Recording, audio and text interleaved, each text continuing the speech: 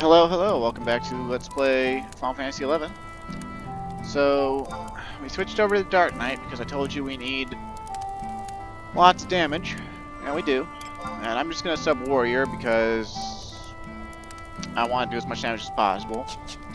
It might be a bad idea to sub Warrior, but we're not going to be tanking it anyway, so I think we'll be okay. And if you remember, last time, for some reason, the Chibukis have teamed up with Tenzen and taken us to one of the Junonan airships, and Tenzen wants to kill us. Something related to being so close to the 5th Mother Crystal that our soul will go there. It's probably some cockamamie scheme given to him by, like, Phoenix or something.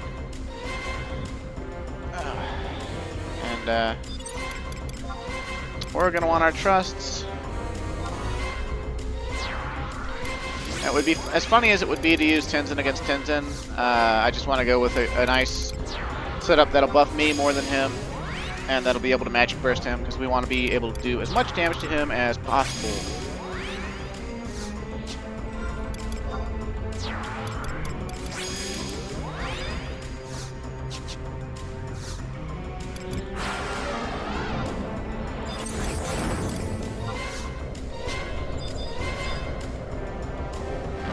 Now, one trick, it looks like it's just Tenzen, but the Chibukis are up there. The Chibukis are mages, and they will cast on you for the entire fight, and there's nothing you can do about it. You can't debuff them, you can't hurt them. It sucks. But, we're going to go ahead and start this fight off with Drain 2 on Tenzen to maximize our HP. Fall to my blade.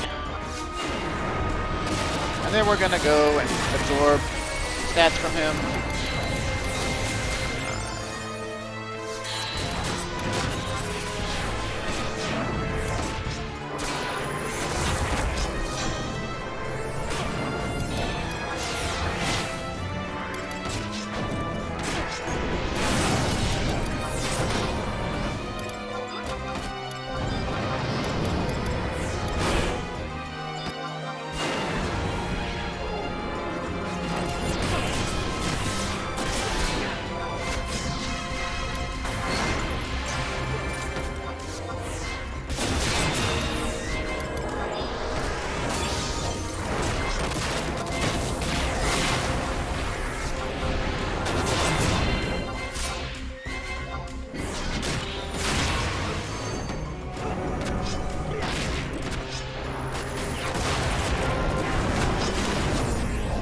Alright, we got him.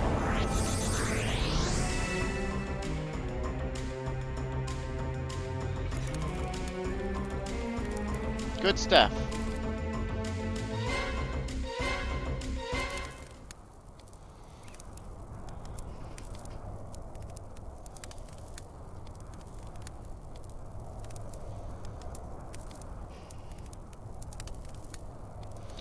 The fight actually has a unique failure condition. He uses Meikyo Shusui, and he will 3-step a light skill chain, and then he will immediately use his special Amatsu Tsukikage, and if he does that, he will create the ultimate skill chain, Cosmic Elucidation.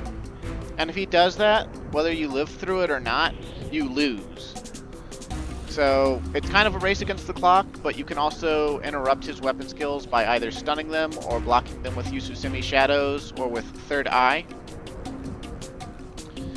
Interestingly enough, I think his bow weapon skill, Oyanasa or whatever, and Amatsu Tsukikage, they all go through Yususimi Shadows. Because like Amatsu Tsukikage is like 4 or 5 hits anyway, but I think it just bypasses shadows completely. But that's because those two weapon skills,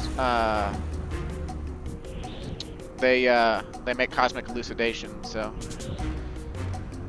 I expected nothing less from the Light of Hope. Never before has my blade failed me in battle. So, only the youth that seethes with emptiness can extinguish that light.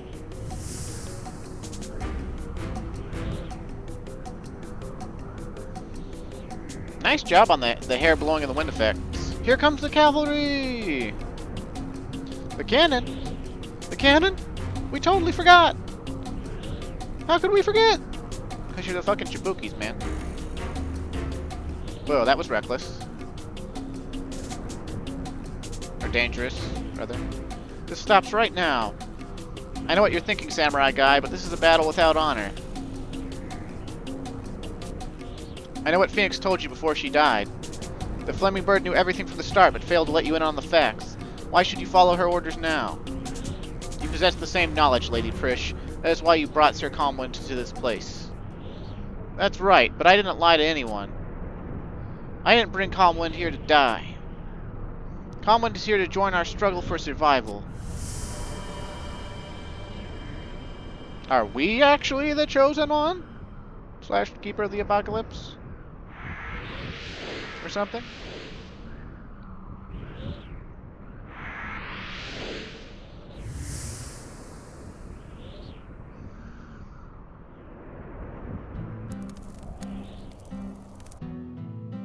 Okay. And our airships hit the dimensional gate, and we are now in Altair, that place we saw at the very beginning of Chains of Promathia, when, as we know now, Celtus used the Whisper of the Soul to communicate where he had come from. And we're about to get more cutscenes, and that's why we're just seeing the area. But I can't tell you how much excitement this gave to 6 different people. What happened?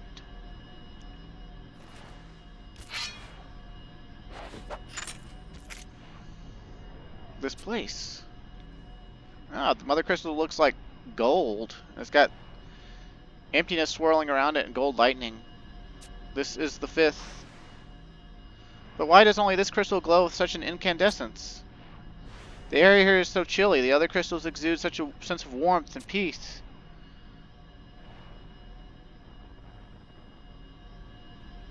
This crystal is not a part of Vana'diel.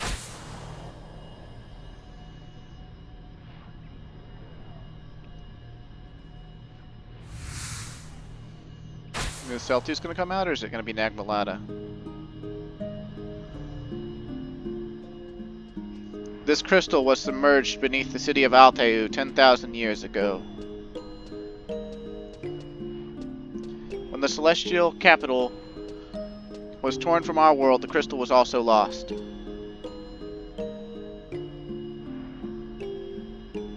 But it was not a complete separation. And you notice his lips aren't moving and all of his words are in parentheses. He's speaking into every single one of us telepathically using the Whisper of the Soul. After the crystal line was reactivated, energy was siphoned from the 5th Mother Crystal, drawing it and the city of Altair back to Vana'diel. In other words, the crystal was losing the power it needed to sustain Altair in the other dimension. Sustain Altair? This is the crystal that the Worm King spoke of? Yep, the weakened state of this overgrown quartz is the reason that the Keeper of the Apocalypse is threatening to descend upon Vana'diel. So if the power of the crystal is restored, the return of Altair and the arrival of the Keeper will be prevented. The solution was discovered by the boy Celtus and by Phoenix, the fiery bird of rebirth. That is why he has visited each of the remaining crystals in turn, to relieve them of their light and power,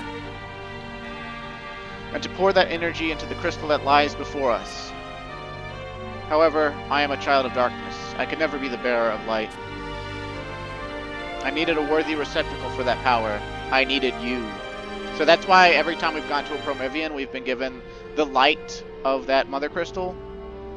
Yeah, we've basically been a vessel to carry Mother Crystal light.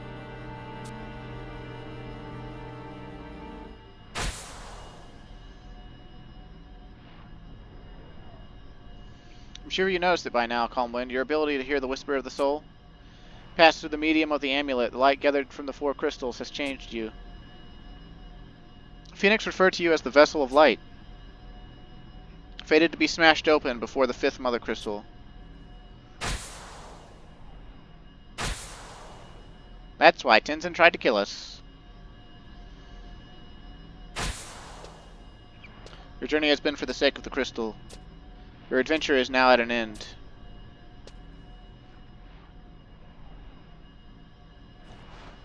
Return, calm wind. Return to the light of the crystal. Well, you put the lights into me without killing me. Why can't you take the lights out of me without killing me? Your death is the only way to save both Vanadil and her people. But if I die, who will pay the monthly sub fee? Like hell.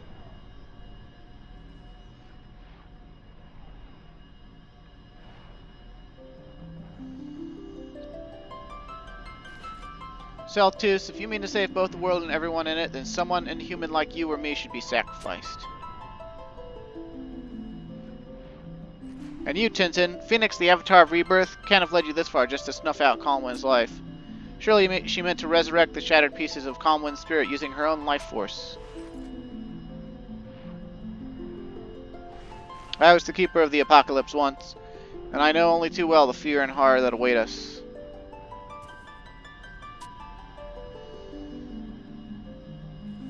But you gotta listen to me, Celtus. Pour the energy of the fifth Mother Crystal into Calm Wind. His victories against the emptiness and everything else we faced have not been won through the power of the four crystals alone. Calm Wind has an inner strength, a spirit that loves this world and those who dwell upon it. That's why I believe he will prevail against the Keeper. Celtus, open the way to Alteu.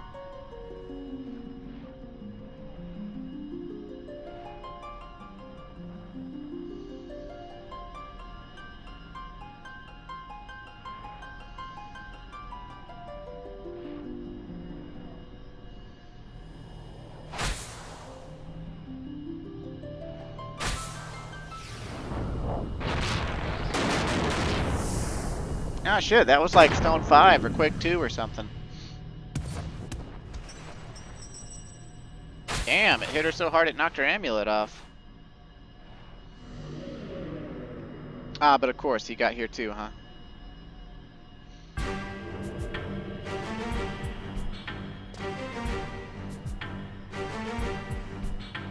Oh, he's stealing Precious amulet. How about that? I too wish for the way to be opened. Nagmalada. Didn't you once say the same thing, Celtus? I will prevail against the deity that dwells beyond the gate of the gods, open the way to Alteu. Weren't those the words you used? Do you not find it unfair that only he should bear the sins of people? We ancients are all responsible for these events. I shall shoulder my part of the burden.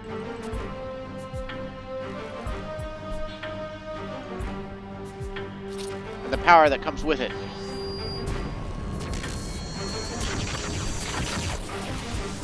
Nagmalada, no!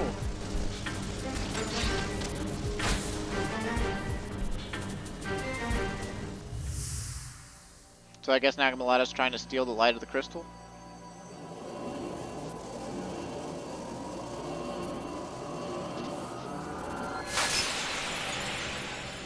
Did the amulet break?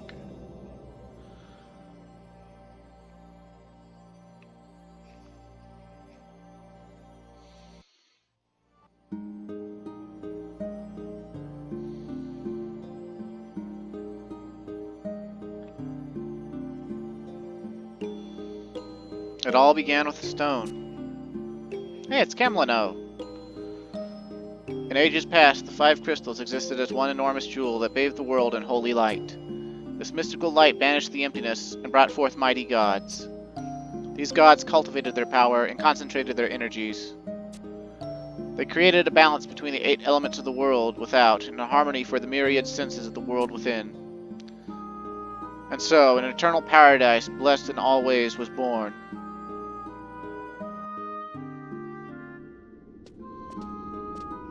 But this paradise did not last forever. The enormous jewel was split into 5 parts, and this perfect realm degraded into an incomplete world. We were reduced from the superior life forms of a higher plane into these flawed and insignificant forms. Thus, we must gather and focus the energy of the crystals into opening a gate to that lost dimension. We are both well aware of this predicament. And yet, there is one thing I simply cannot understand. How did this tragedy occur in the first place? Why was the original stone shattered into 5 parts? Who is responsible for this incomprehensible act?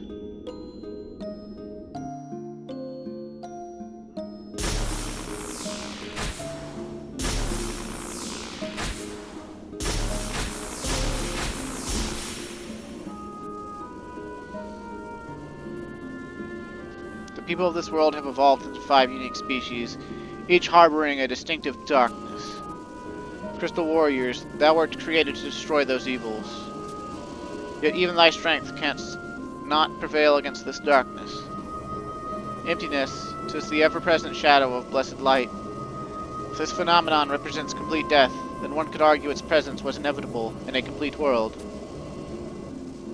Thus thou split the crystal for thy children's sake. Oh, is she saying Altana did it? Aw, shit. They lifted this plotline straight out into Final Fantasy XIV and remarketed it as something else. And also made it 10 times worse.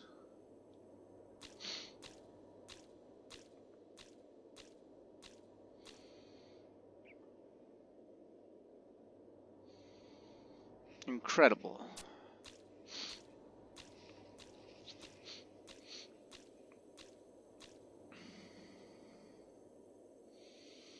I'll tell you, you were meant to be impossible to find.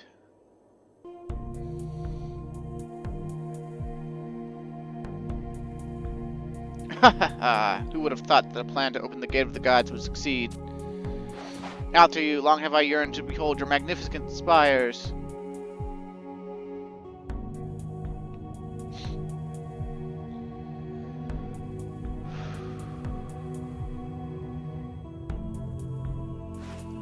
Why? Why can't I hear the voices?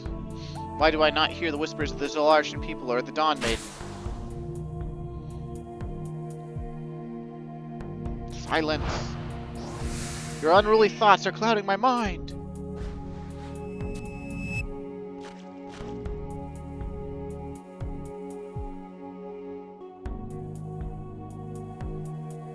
So the rest of you are drawn into this world as well. How inconvenient.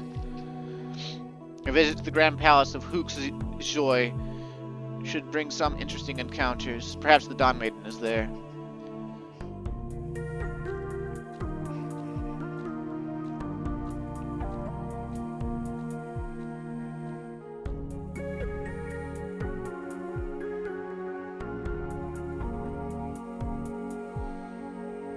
Chapter 8. Emptiness bleeds. And if it bleeds, we can kill it. The mysterious amulet held by Calm Wind was shattered. The Light of Vazel was stolen by Nagmalata. Obtained key item, Light of Alteu. So here we are, at last, in Alteu, the final area, or at least outdoor area, of Chains of Promathia. An area sought after by the player base wholeheartedly for several years, beginning in 2004. There were people who had struggled with this storyline missions like for years. Some people could just not beat them for years. So here we are.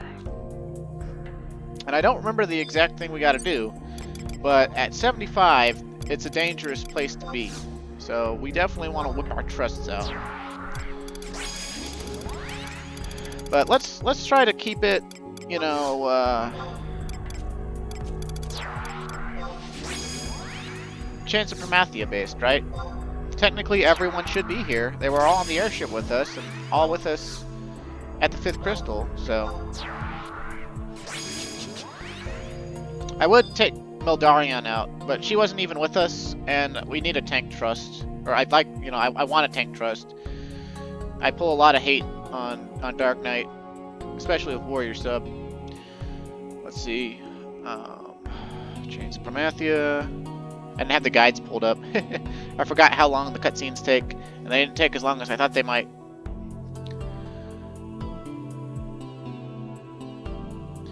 And Chapter 8 is a 5-parter, although all the fighting is within the first 4 parts. And it's more so area traversal that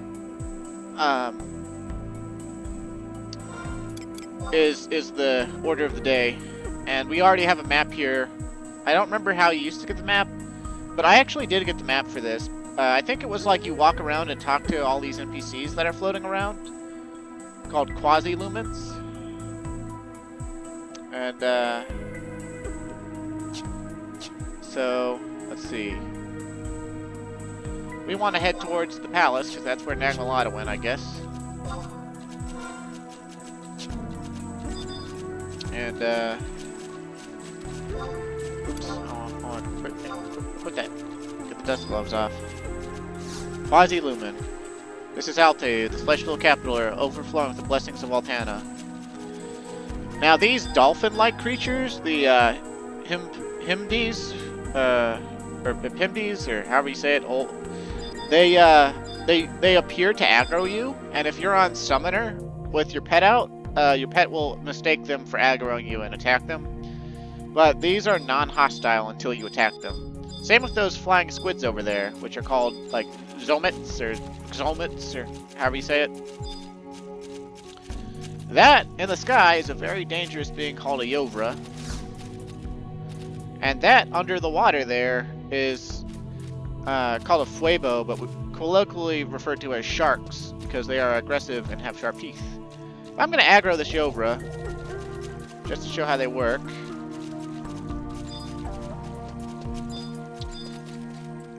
Ouch. Paralysis, that's not good. Please target the Yovra. Now then. You want to, anytime you aggro a Yovra, you want to do it and take them over land. They regenerate HP when they're over the water. They're kind of freaky looking, aren't they?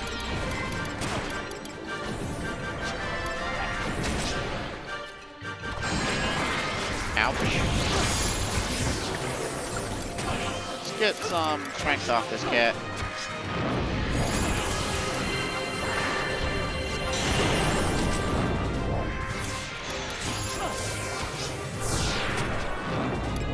They have some pretty devastating TP moves, too.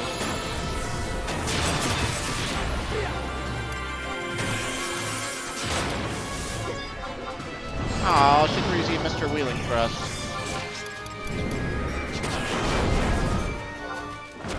Oh shit, I forgot they can charm. That's not good, I'm probably boned. Because whenever you, the player, get charmed, your trust go away. Fortunately, it causes the Yovra to de-aggro you temporarily, but because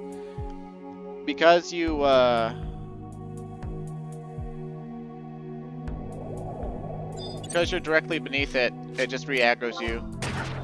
And unfortunately, there's no way we're gonna be able to beat it by ourselves, so we're probably gonna die. Like I said, they have some pretty devastating TP moves.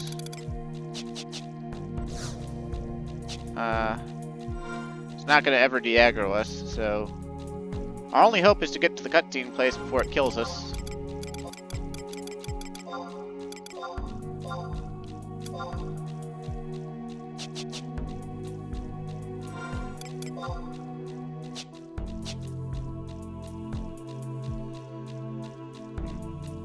Don't remember them being quite that slow, but maybe they're one of the monsters whose movement speed wasn't altered originally. Ouch.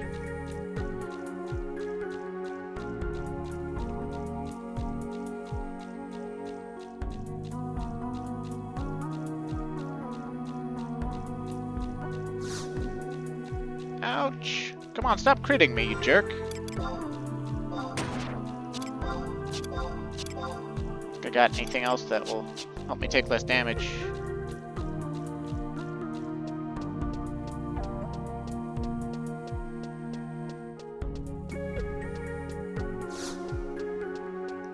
Ouch. Come on, make it to the cutscene. I think this is where we gotta go for the cutscene. Make it. When you enter a cutscene at a place, it causes monsters to de-aggro you sometimes. So we might be okay now. Might be okay now. Calm Wind, you were brought to this peculiar realm as well. Are you injured? You have been treated terribly.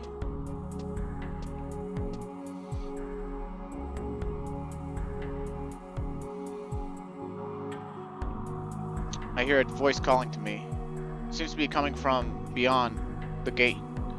The portal tends to be appears to be locked. If you're believed to talk to those beings, this path leads to the palace of the Zalartian king. One of the inhabitants here spoke of a girl matching Prish's description heading this way. If we can gain an audience with the king, we should learn exactly what's going on here. Well, we met the princes in Rise of the Zilart and killed both of them, so... I wonder who the king is. This place lies beyond the Gate of the Gods? Did the ancients truly cross that legendary border? Let us not be so hasty in our assumptions. This is indeed a beautiful land. However, I cannot believe this is the paradise of peace and love spoken of in legend. We have already been set upon by vicious beasts. And if what Bahamut says is true, the Keeper of the Apocalypse lurks somewhere in this realm. If Prish is so intent on gaining entry to the palace, then the Keeper will most likely be found inside. Nagmalada has also entered the palace. If we have no choice but to proceed, this gate must have an opening mechanism. We should look around. Only, I worry that the Keeper of the Apocalypse will be beyond our ability. What do you mean? Calm Wind, the 4 sources of light you acquired. Were they not taken from you by that black heart Nagmalada?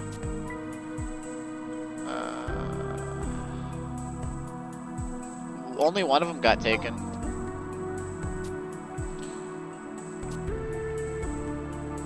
I have no intention of joining forces with Nagmalada. And I would prefer to keep some distance from Lord Tenzen. Do you not agree, Sir Calmwind? No, I think he's calmed down after I beat his ass.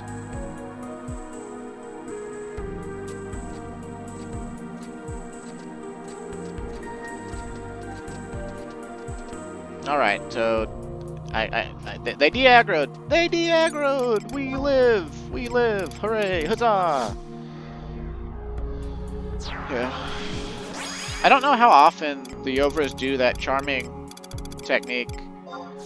Oh wait, why am I summoning Koltada? He's not a, You're not a Chains of Promathia Trust. Get you out of here.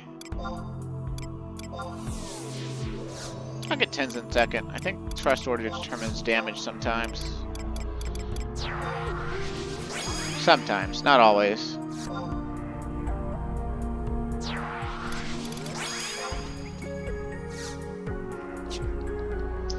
Yeah, I won't be messing with the Yovra again anytime soon. Maybe. Probably. Oh, it's still here. Well, I guess we got no choice.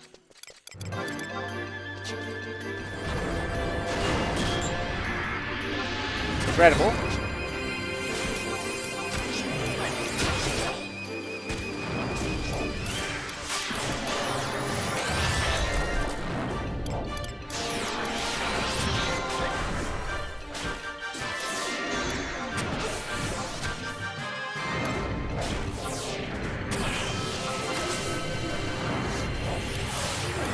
So, I guess it just didn't despawn.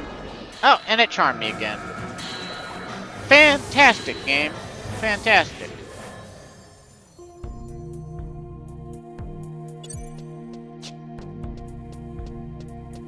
Oh, but do I not have any enmity on it?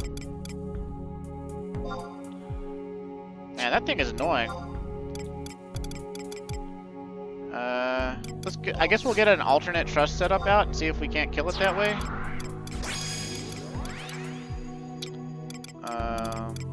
Yeah, Koltada's down for now.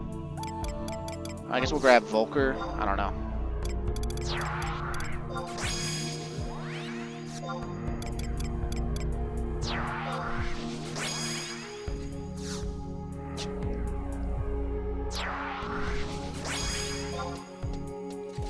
Alright, you damn bastard. I'm gonna kill you. The second you stop charming me, or the second I resist it, you're fucking dead. So.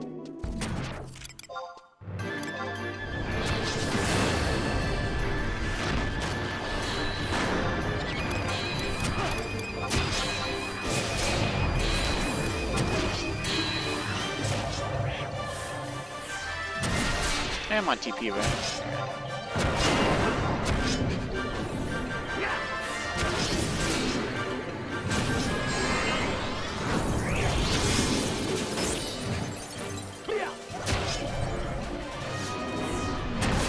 No luminous straight for you. Get stunned, bitch.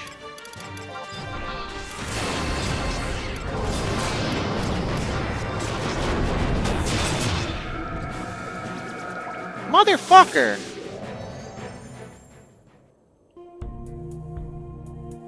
It just keeps doing it. Like, I don't remember them doing this that much. Well, I guess I can see if I can win by, like, doing absorb TP. Nope. Nope. We're boned. We are mucho bondo.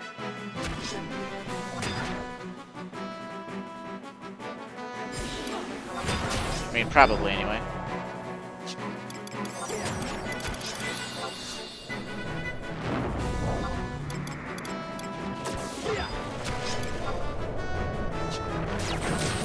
Oh, that's a stun. You slut. You slut, I shouldn't have tried to cast Dread Spikes. God damn it. Well, now it's gonna despawn. Maybe.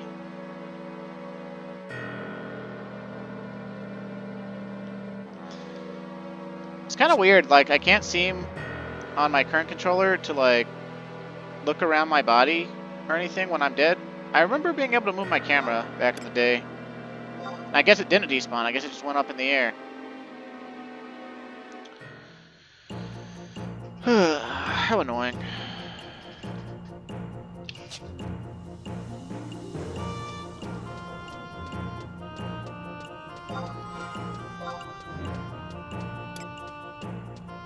I literally don't remember them doing a Royal Drape so much. Let's try looking for some resist charm food. We don't have to kill this thing, but, like, I don't know. At this point, I want revenge. I want revenge!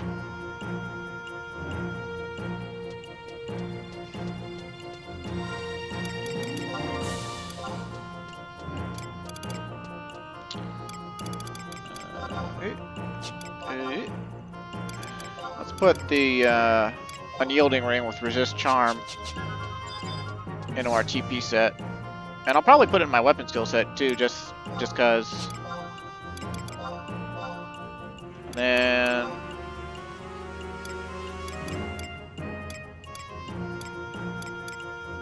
let's grab how much do these cost? It's 80k, what the fuck? If I can get one for 50k, I'll get one, but Jesus Christ. How about 60k? I'll pay 60k for a Marine Stew Pot. Okay, 70k. That's my final offer. You don't lower the price on these things, I'm never buying them again. Well, that's not true. I'll have to buy them eventually. But, meh. And there went our behemoth steak. We had that going for us. It's pretty nice. Let's see. I don't think there's any food with resist charm, is there?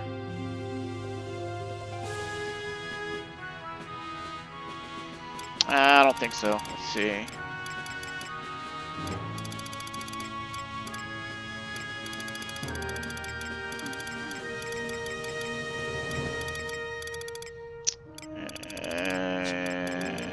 Breads and rice, breads and rice.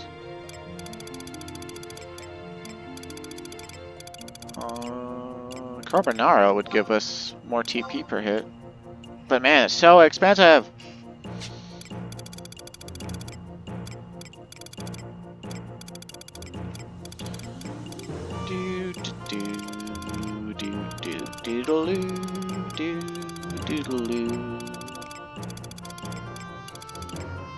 Pork cutlet bowl. There's a lot of intelligence down. But also gives store TP.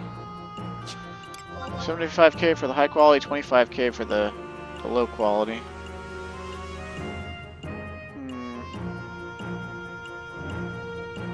I don't like the intelligence -7 though.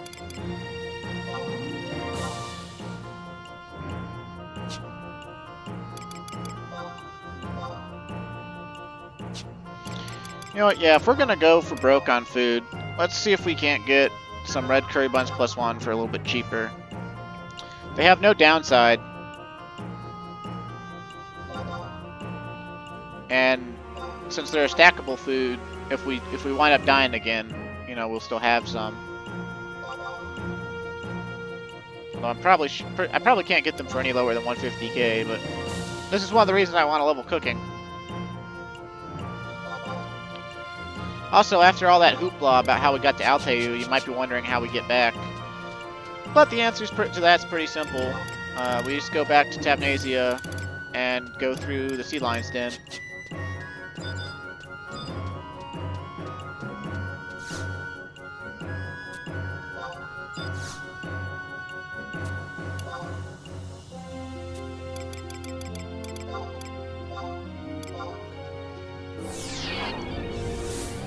Huh, guy offering 100k to buy a mammoth tusk?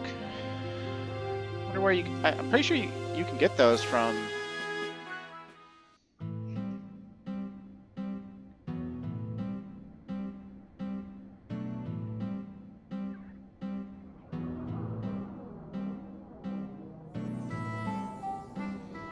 Oh, apparently it's a crafted thing from Giant Frozen Heads, Bonecraft level 54.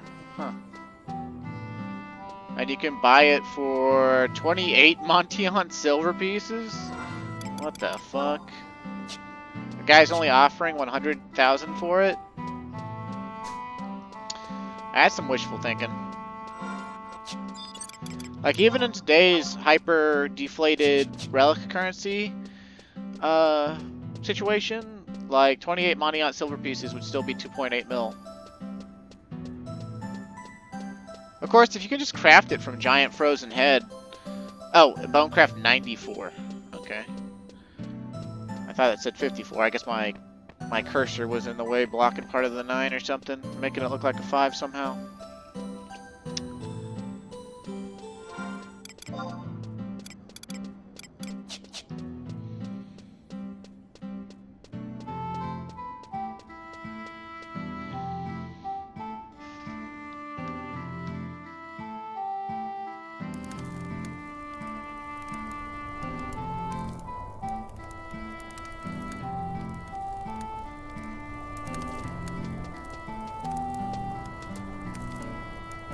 That ship of yours made it back here on its own accord. Must be the autopilot thing that Prish was talking about. I've resupplied the airship so you can take off at any time. Let me know when you're ready to board. Sulene is the real MVP. I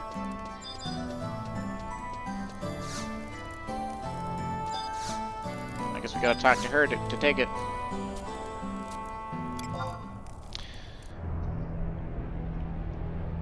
And prepare to see this cutscene every time you take it to go there, even after we've concluded Chance of Prometheus' storyline.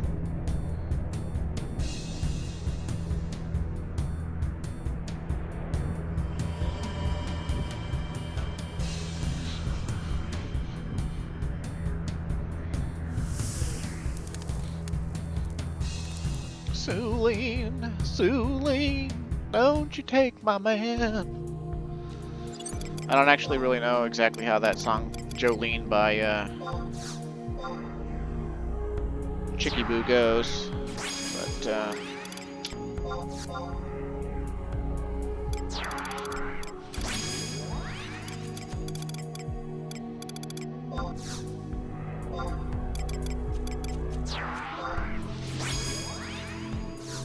ah, look, some errands.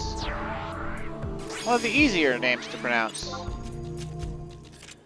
They kind of look like light-bound angels. Definitely got a humanoid shape.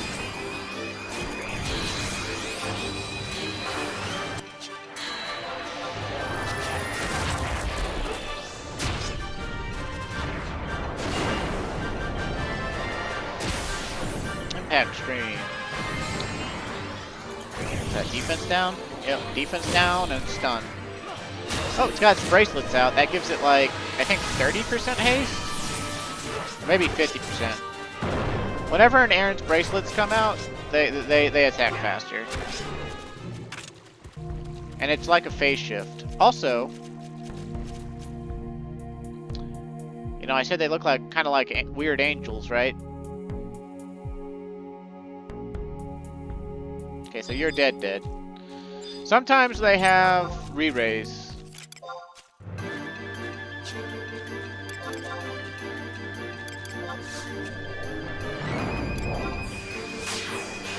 And there's a very powerful blue magic spell you can learn from them for level 75 era, specifically from these dagger wielding ones.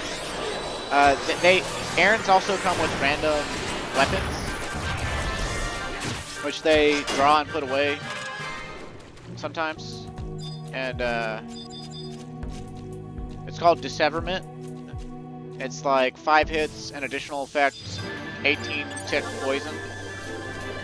And Blue Mage gets it exactly as it is, like as a spell. And it's also Distortion, skill chain property, if I remember right. It's like the bread and butter skill for level 75 Blue Mage back in the day. Because the poison on it is immense. Auroral Wind. That's wind that silences and I think blinds. I know 100% for sure that it blinds.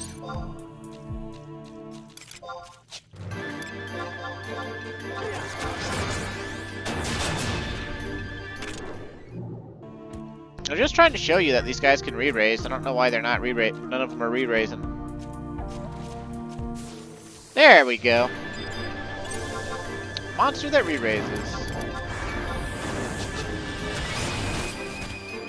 Uh-oh.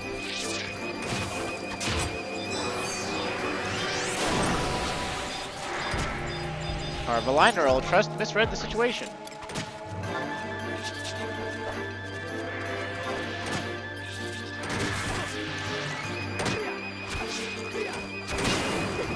Poor Dolphin.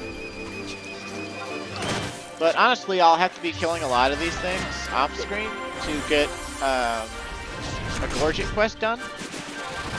And also to learn blue magic spells from them. Each of them come with a blue magic spell. The dolphins here, they come with temporal shift. The Zomets give, I believe, saline coat. And yeah, like what you just did, except I'm not on blue mage. But more importantly, they drop organs. They're organs. And their organs, there's a quest you can do in Tabnasian Safehold where you give a certain specific amount of organs, always punctuated by 1 Yobra organ. So sometimes it's like 10 Zomid organs, like 5 Aaron organs, and 1 Yobra organ, or whatever. Any mixture of organs.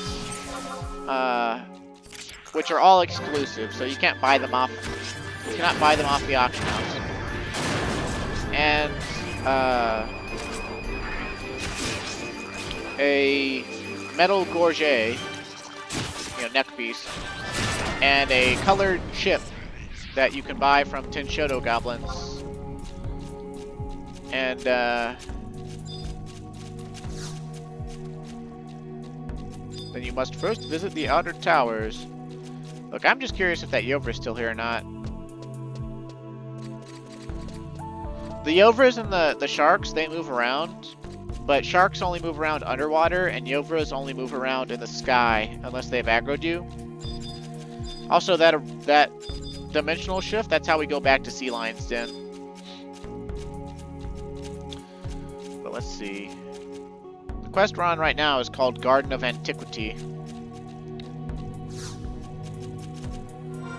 Is this red luminance, the light of the Mother Crystal? Has a fissure erupted in the energy conduit below? Garden of Antiquity. The celestial capital of Altair truly exists. Though vastly altered during the 10,000-year span of their seclusion, the ancients remain alive in the city. Nagmalata heads for the palace, while you and your companions follow in their wake. The structure you see before you is the Grand Palace of Hoopzoi.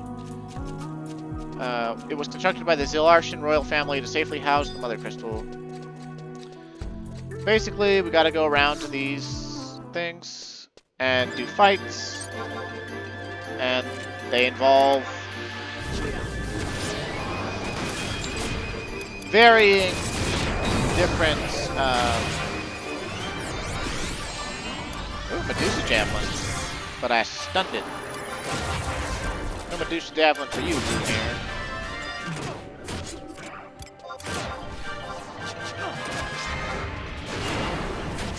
And I think after each one that we activate, we'll get a cutscene with our homies.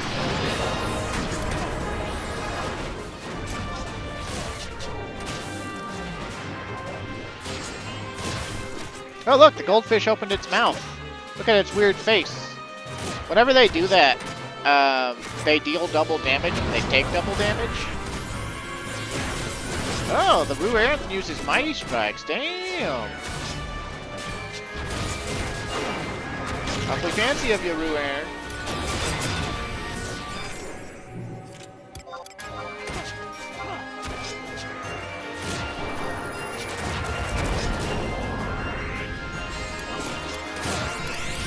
Benediction, you slut.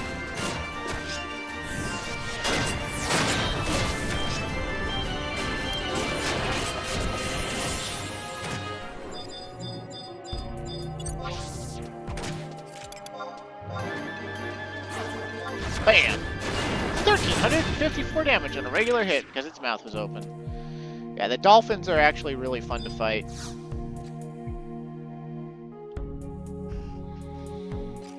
Big numbers, big numbers. Have you come to punish us? Time for payback, motherfucker. Hold on a sec. Time out, time out! It's not our fault.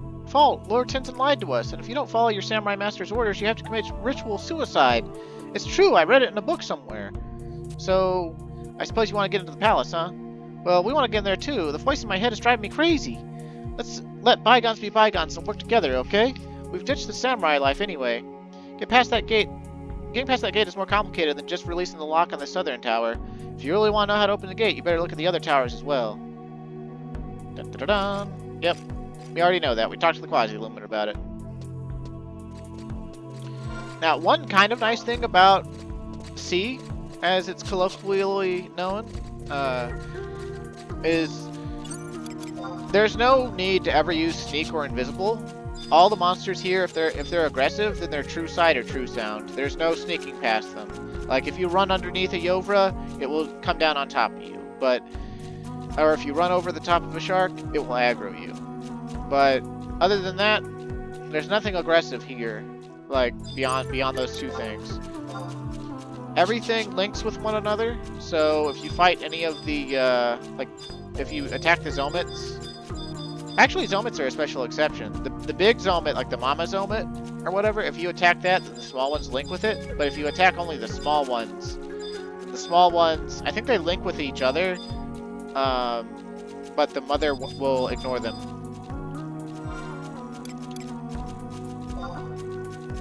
And you see those black, like, gashes on the map?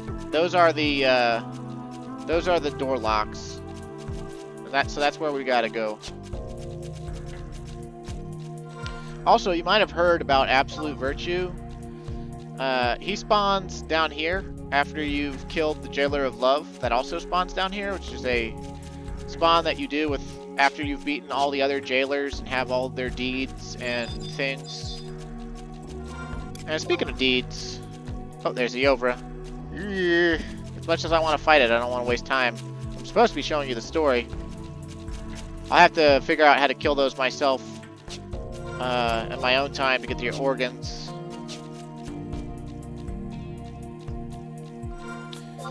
But,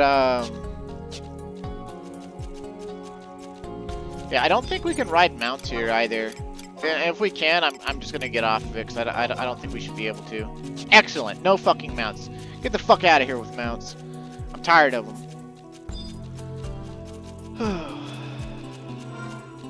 Salty Boomer. Salty Boomer Gamer. Although I'm not actually a boomer. I'm the son of a boomer. But, not actually a boomer.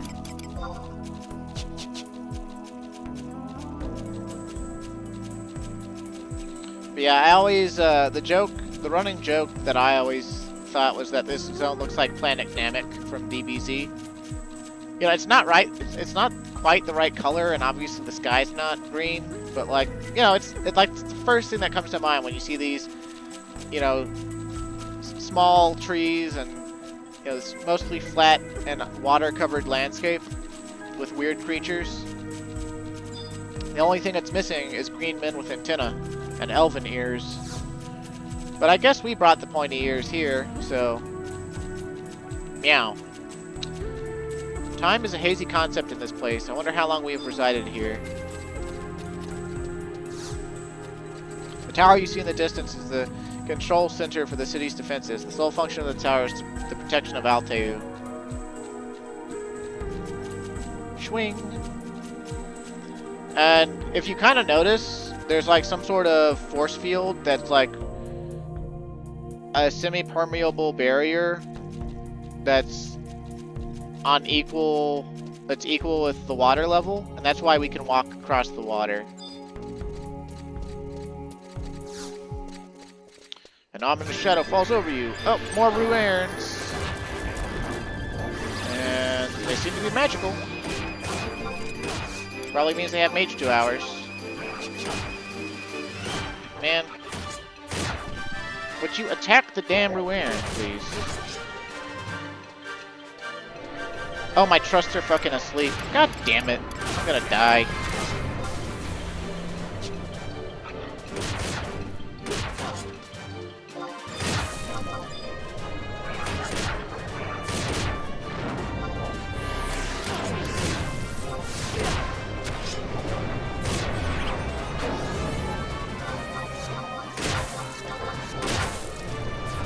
I'm gonna try my best to not die, but I'm gonna die.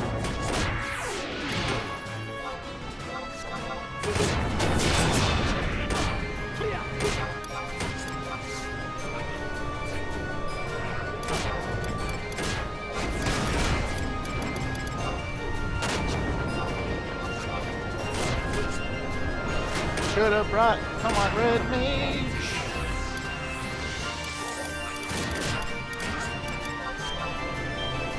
Maybe the Line Earl will wake up in time at some point.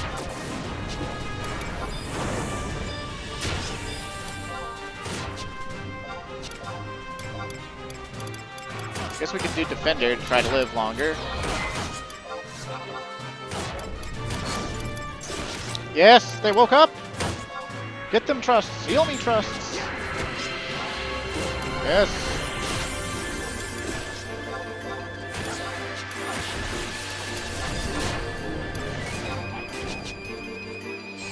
And as you can tell from his Uriel Blade damage, Errands are extraordinarily resilient to light-based damage.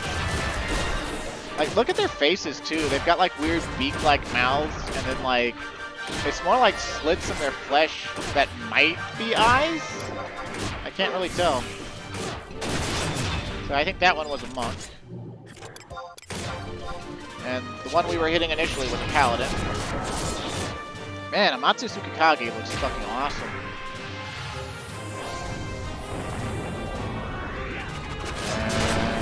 Manafont, eh? Well, you're dead now, Black Mage. And your invincible has long since worn off, Ruern. Get fucked.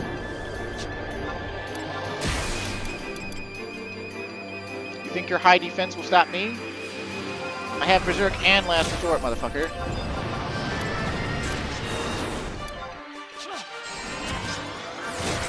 And 20, I think it's 23% haste. Let's see, 4, 10, 15, 17, 18. No, 20% haste. So, meat, potato salad.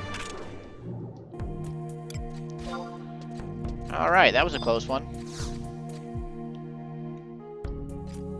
Well done! Mackie told me all about our deal. You want to get into the Seat of the King, right? Just so as you know, the position of princes and princesses have already been filled. Don't you know, the Zalartian king used to have 2 sons and a daughter. They've been out of the picture for 10,000 years now, so he must be feeling pretty lonely. After all that time, he's probably a few jewels short of a crown, too, if you know what I mean. I doubt the king will notice if we're a little shorter than he remembers. Come on, time's a-wasting. Off to the Western Tower.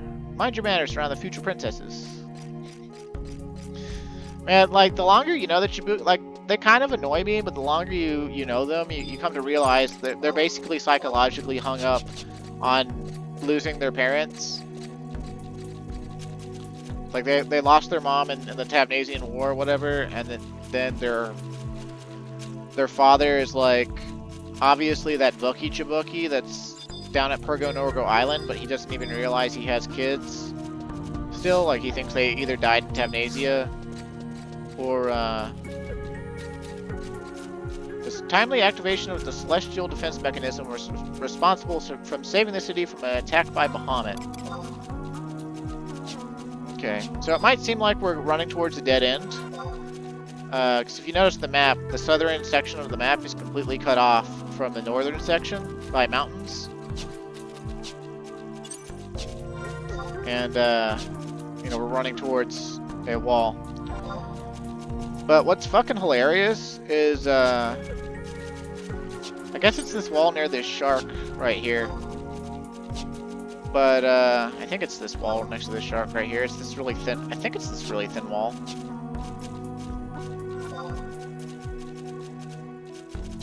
I think this is the Wall of Justice. But basically, back in the day, the only way people figured out how to beat Absolute Virtue was through an exploit. They would drag him from his spawn area right here, all the way up here. I think it was right here where the wall's thin. It might be right here, though. Either way, basically, they would do that, and oh, we're gonna have to fight some sharks. Fortunately, sharks are a lot easier than Yobras. But,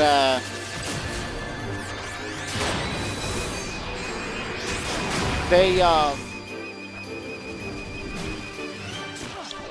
would pull Absolute Virtue to the wall, and they would have a bunch of black mages stationed on the other side of the wall. And, the black mages would start nuking him with magic. And the person who pulled him could die or whatever. And probably would die by the time they got away. And so then Absolute Virtue would have hate on the black mages on the other side of the wall. But originally monsters could not move through walls in this game. And the developers, the lead developer at the time, I think was, I can't remember, I think it was Tanaka. But I can't remember. He was mad. Either way, the lead developer was mad because Absolute Virtue was put into the game as a boss that was... I guess we have to resummon our trusts if we use the Auroral Updraft. That's kind of annoying. I guess we gotta wait for gravity to wear off anyway if we want to really actually go anywhere, though.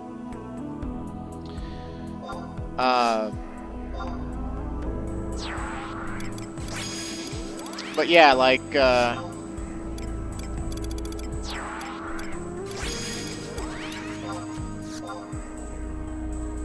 Absolute Virtue couldn't move through the wall. And the wall's positioning was in such a way that it was just out of reach of Absolute Virtue being able to cast on the players.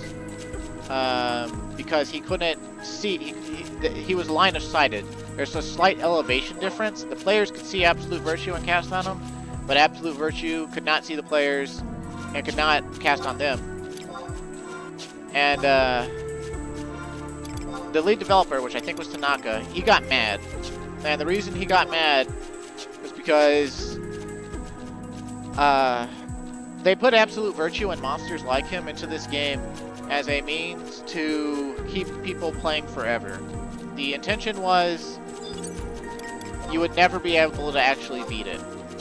It would be a monster so powerful that it would be something you would, you know, kind of like a white whale. You would come back to the game just to try to fight it, just to try to kill it. And there would be no actual way to defeat it. But people beat it. They beat it with exploits, of course. So he got mad, and he made it so that Absolute Virtue could not be dragged to that wall anymore. What would happen is, I think initially they just made it so Absolute Virtue would go over the wall, and once that happened, the black mages, you know, just get torn apart. But eventually they just made it so that Absolute Virtue would despawn if you took him out into the water away from his spawn zone. So you had to fight him where he spawned. Otherwise he would despawn. And then people figured out that, or figured, you know, they might be able to take him on by throwing just enough bodies at him. But no link shell ever really got big enough to make it work.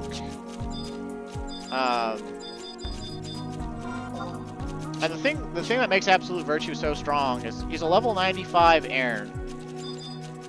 He has red bracelets, and when the red bracelets come out, he gets 100% delay reduction, which is faster than 100 fists. He uses a lance, which gives him access to Medusa Javelin and some other really nasty air TP moves. He has every job's 2-hour that existed during Chains of Promathia. So he has every job's 2-hour all the way up until the Tau jobs. So he has 15 out of 22 2-hours. And what's more is he can,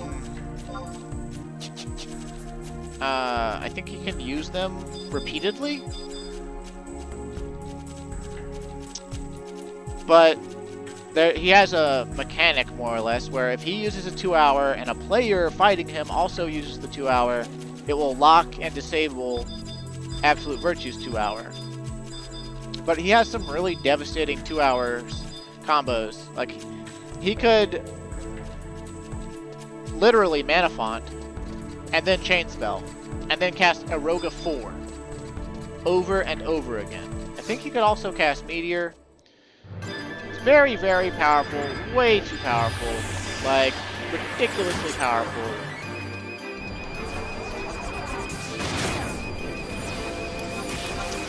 And I think it was in 2007 after the two-handed update. People were talking about how unbeatable he was. Because I think, like, in-game link shells in the know that, like, did serious attempts on trying to take him out. Like, I think it was 3 different link shells with 3 different alliances. They tried to kill him, and they failed. And then Square decided to release a hint video to show you how to beat Absolute Virtue. If you watch the hint video, they have like 24 people, which is an alliance worth of people and a party. But you watch it, you pay attention to the log closely, you slow it down. You pause it, you see what they're doing. And the conclusion is, every time they zoom in on the text for the log, it shows like a white mage casting bar era, or like a different bar spell. And so basically their hint to beating Absolute Virtue was magic resistance. Which, like, is not useful at all. Like, that's something people were already doing, already trying, already doing. And yeah, it's not work. It's not work. It's not how they beat him. And later on, they actually admitted that in that hint video, they had just turned on God mode, and they slowly killed him. That was it. And that's how they actually beat him. The developers don't actually know how to play their own game. They they just turned on God mode and killed him. And then clipped the video down to make it look like they actually did some sort of fight. And the video's like 3 minutes long. It shows a couple of Mithrin samurais and Habergeons doing like sneak attack Tachigekko and trick attack Tachigekko and whatnot. You know, those bar eras. I think at one point a white mage benedictions after Absolute Virtue benedictions. You know, I have my brothers on standby. Once I give the word, we'll hit all the buttons at the same time. Oh, the Chibukis are actually being helpful.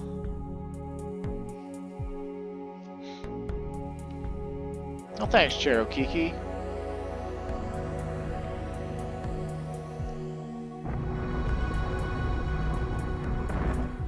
Bum ba da dum.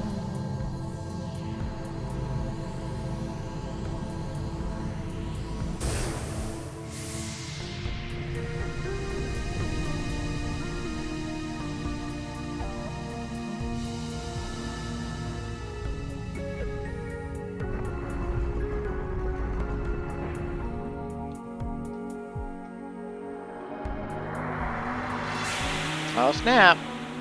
We can get into the Grand Palace now.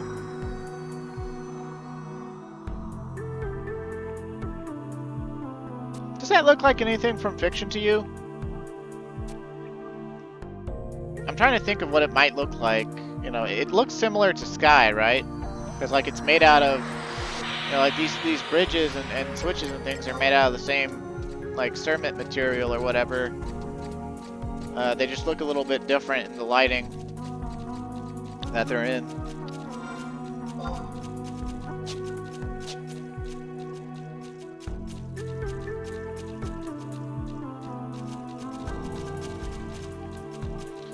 Yeah, after Absolute Virtue was technically old news, they came out with Zenny Notorious Monsters and Treasure of Adargon, and they added in another super boss monster that was supposed to be unbeatable, just because Absolute Virtue had technically been beaten, even though it was by exploits, and they banned like anyone they could find that had done the exploits. They banned, like that they could verify it exploited and killed Absolute Virtue. That it was really.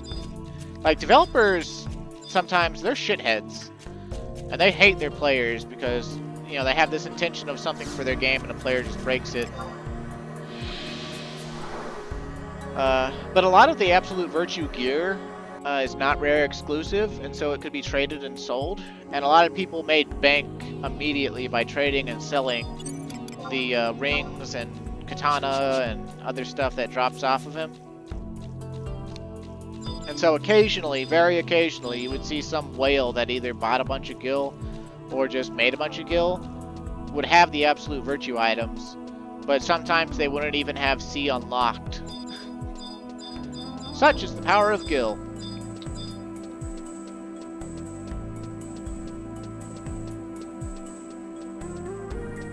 But the Treasures of Adargon super boss is one known as Pandemonium Warden. And Pandemonium Warden got them even more flack than Absolute Virtue. Apparently, a link shell with that had like I think 2 or 3 alliances worth of people.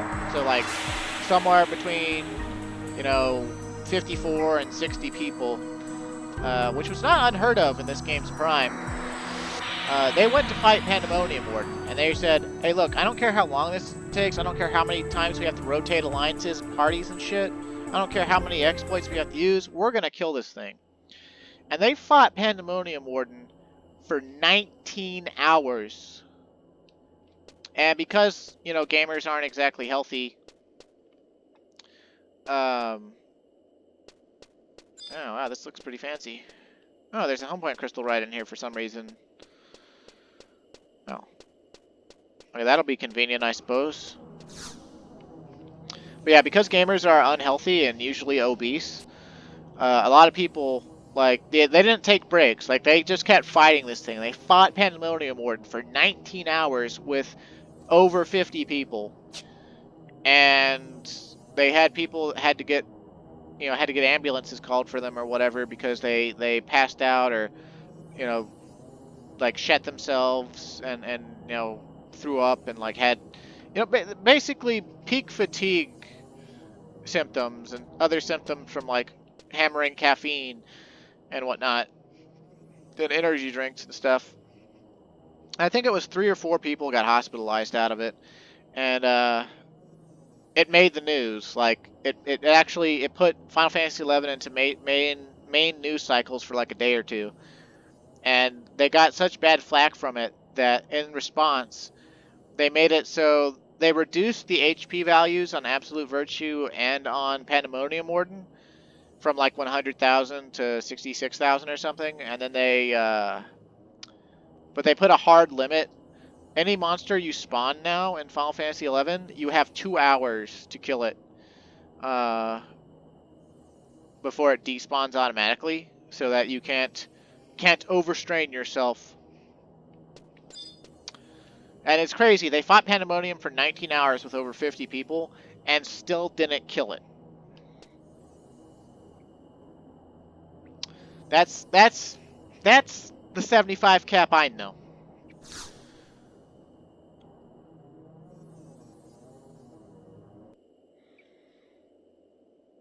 All right, the Chibukis are here, but where's everybody else? Open the gates, the elder prince has returned. Lower the drawbridge, the younger prince is home. Prepare the banquet table, the princess is starved.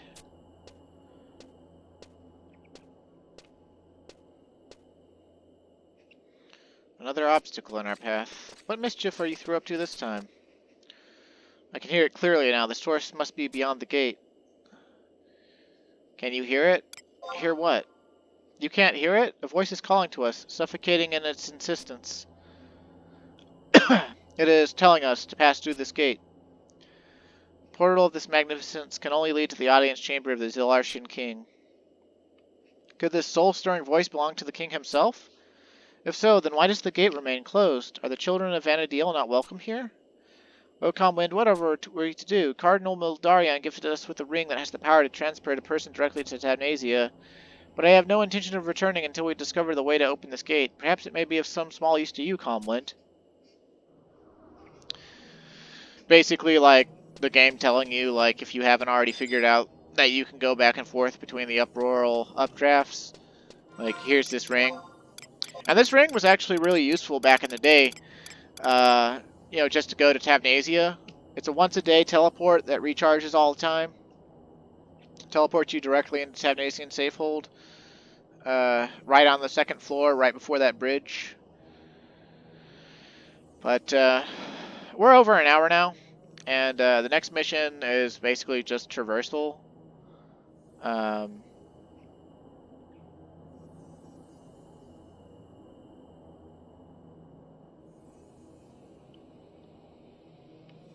And we got to go through these other gates. One of these other gates, I can't remember which one. And we have to escort like a quasi-lumen somewhere. And I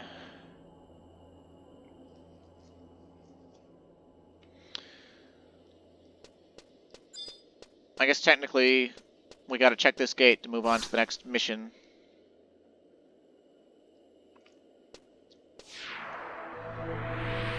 Swing. Oh, it's Prish. That's where you are. How did you get in ahead of us? I'm trying to chase down that two-faced orc kisser, Nagmalata, but there's a gate blocking the way. I can't put a dent in it, even with my best drop kick. Damn it, if I only had my amulet, I could pop it open faster than you could say Bahamut's backside. If we don't get a move on, old Nagy is going to get to the Chamber of Eventide before us. What is this Chamber of Eventide? I don't know for sure, but it's a device that's supposed to suck the emptiness right out of a person. Extract the emptiness? Do you remember Calm Wind? The emptiness within the ancients, caused the ancients to lose the whisper of the soul. Their inner darkness grew so intense that it completely overshadowed the light. And that's why Nagmalata means to use the Chamber of Eventide, to become Holy Zillart once more. But both Miss Maldarion and Celtius warned us that the device is too unstable. We gotta stop him from making a huge mistake. Come on, let's get those legs moving.